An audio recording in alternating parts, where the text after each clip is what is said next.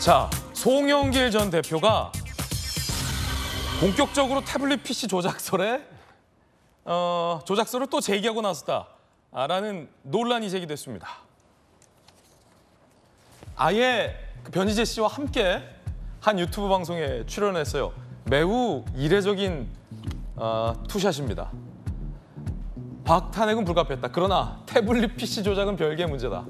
진보 보수를 넘어 증거 조작 용인하면 되겠냐라며 박근혜 전 대통령 탄핵 국면에서 주요한 증거로 작용됐던 태블릿 PC가 조작된 것이다 라며 본인의 혐의도 검찰이 조작하고 있다라는 주장을 급기야 또 펼쳤습니다.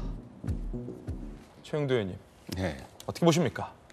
잘 이해가 안 되고 있습니다. 뭐 민주당 내에서 또 의아해하고 지금 이 사건의 본질은 민주주의의 최고의 그 전범이 되어야 할 그 정당의 전당대회에서 돈봉투가 뿌려졌다는 사실 그겁니다. 이제 그 문제를 따지면 되는 것이고 이게 이제 변희재 씨까지 등장하고 태블릿 PC 조작은 결국 그렇다면은 민주당 정부의 집권의 그 도덕적 근거가 되었던 탄핵의 근거를 스스로 지금 말살하고 있는 거거든요. 자기 부정인 셈인데 도대체 이렇게 해서 뭘 얻겠다는 것인지 잘 모르겠습니다. 모르겠고 나는 이런 좀 여러 가지 그 좀 정상적인 지금 최근에 뭐 민주당 일각에서 보면은 좀 정상적이고 균형 잡힌 또 역사적인 맥락을 따지는 사고가 이루어지지 않고 너무 자기 아전인수격에 또 경강부의식의 주장이 이어지는 거 아닌가 싶은데 근데 차관급 인사만 해도 그렇습니다. 역대 정부에서 다 청와대 비서관을 부를 때는 각 부처에서 차관할 만한 사람들 또 앞으로 장관 될 사람들을 차출합니다. 그렇게 또 추천을 받고 하고 그분들이 당연히 차관으로 가는 것인데 갑자기 이게 이전 정부에도 없은 일인 것처럼 그리고 이 사람들이 하늘에서 내려가고 갑자기 뭐 대통령이 예전에 다른 데서 데려온 사람인 것처럼 이야기하는 것도 그렇고 좀 맥락을 좀 따져서 했으면 좋겠고 맥락을 좀 따지라. 이 맥락 따지고 이게 도대체 스스로 자기 부정하는 심각한 모순에 빠졌다고 봅니다, 저는. 아니, 송영길 전 대표가 이제 피의자가 될지는 뭐 모르겠습니다만 자기 방어는 충분히 할 수 있지만 민주당의 송영길 전 대표가 태블릿 PC는 조작됐다라는 주장을 하는 것은 민주당 내부에서도 이건 아니다라는 의견이 많던데요.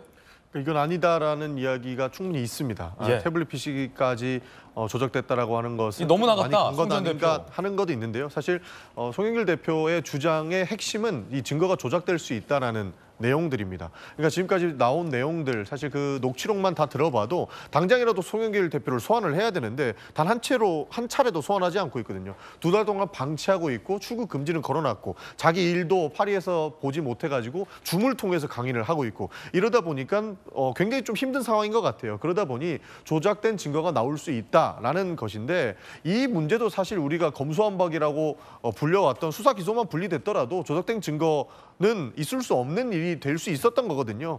사실 이런 역사적 근거들이 하나하나 들어맞기 시작을 한 것이고 그런 측면에서 본인의 방어권을 넘어서 조작된 증거가 나올 수 있다는 우려까지 이렇게 이야기를 하고 있는 것 같은데 사실 갑작스럽게 듣기에는 조금 거부감이 있는 건 사실이죠. 그러나 그런 부분들이 하나하나 더 사실관계가 좀 명확하게 나오지 않을까 그 정도로 보고 있습니다.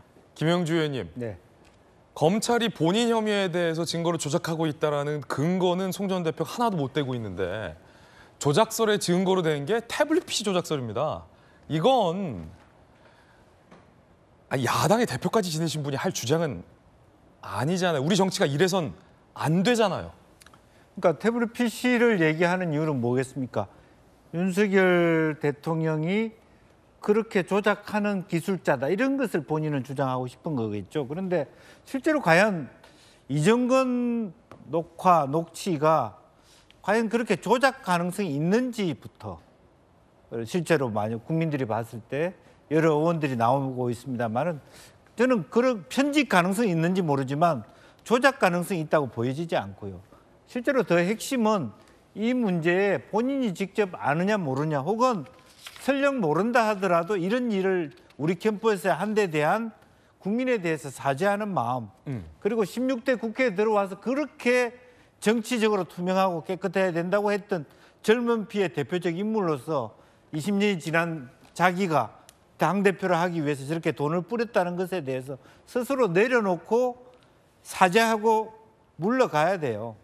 근데 여전히 버티면서 마치 자기의 대척점이 윤석열 대통령이처럼 자기가 마치 정치적인 어떤 투쟁적인 일선에 있는 것처럼 이렇게 하는 것은 매우 부적절하다고 생각이 들고요. 물론 본인이 와서 왜 빨리 조사 안 하느냐라고 하지만 결국은 뭐 답답한 부분이 있겠습니다만 그럼에도 불구하고 정확하게 지금 이제 이정근 재판이 시작돼서 실제로 팩트가 드러나지 않습니까? 이제 그러면 조만간 본인에게도 저와 같은 어떤 실질적인 조사 받을 차례가 올 것이니까 오히려 당을 위해서라도 더 이상 이상한 주제를 끌어들여 가지고 전체의 문재인 정부 또 혹은 소위 촛불의 어떤 핵심적인 기본 정서 또 정당성마저도 자기 문제 때문에 훼손해서는 안 되겠다. 그런 생각이 듭니다. 그런가 하면 송영길 전 대표는 휴대전화 포맷은 다들 한 번씩 하지 않느냐라며 증거인멸 혐의를 부인했습니다. 증거가 확보됐으면 그 증거 가지고 법정에서 싸우면 될 거 아니에요. 왜 사람을 구속시키려고 그래요? 도망가지도 않고 수사에 다 협조했고 핸드폰 다 제출한 사람을 증거 인멸이 아니라고요. 왜냐하면 전반적으로 핸드폰 포맷 한 번씩 하는 거 아니에요? 뭐 컴퓨터 같은 거 사무실이 정기적으로 그런 것의 일환이었다는 거죠. 그리고 그러니까 정기적으로 PC를 포맷하고 교체하고 이렇게 한 거다. 한 번씩 정리하는 거잖아요. 일반 사무실도 다. 그런 면에서 말씀을 드리고. 자, 누구나 한 번씩 휴대전화 포맷하지 않느냐. 김광선 변호사님, 혹시 휴대전화 포맷 해보신 적 있습니까? 전 포맷 될까 봐 굉장히 걱정을 많이 하죠. 아, 오히려 포맷 될까 봐 걱정한다. 오히려 바이러스가 침입한다랄지 아니 뭐 휴대폰에 내가 뭘 잘못 눌러서 이게 초기화돼 버리면 어쩌나. 걱정 굉장히 많이 하는 거 아니에요? 더군다나 휴대폰 바꿀 때도 기존에 있는 데이터랄지 뭐 카톡 내용 이거 날아가면 어떻게 될까 걱정 많이 하는 거 아니에요? 근데 1년에 한 번씩 뭐 휴대폰을 포맷하는 사람이 어디 있어요? 그러면 자기가 알고 있는 뭐 주소랄지 거기 데이터랄지 여러 가지 뭐 복사해 놓은 거지 이거 다 날아가는 거예요. 그러면 정말 좌절스럽고 인생이 송두리째 날아갈 수도 있는 거거든요. 근데 저 아마 그 국회의원만 하고 정치만 해봤지 뭐 사업을 한다 그럴 때 사무실 근무를 안 해본 것 같아요. 아니 어디 사무실에서 PC를 갖다 1년에 한 번씩 포맷을 합니까? 저도 뭐 한 지금 변호사인 지 뭐 한 15년, 20년인데 PC 포맷한 지 한 번도 없어요. PC 바꿀 때 혹시 기존에 있던 데이터 날아갈까 봐 그 전문가 오면은 그런 일이 없도록 해달라고 아주 뭐 굉장히 부탁을 많이 하죠. 근데 뭐 1년 뭐 지난 것들 다 날려버리고 새로운 컴퓨터에서 일을 한다? 이거 말도 안 되는 소리를 하는데 저분이 5선인가요? 4선인가요?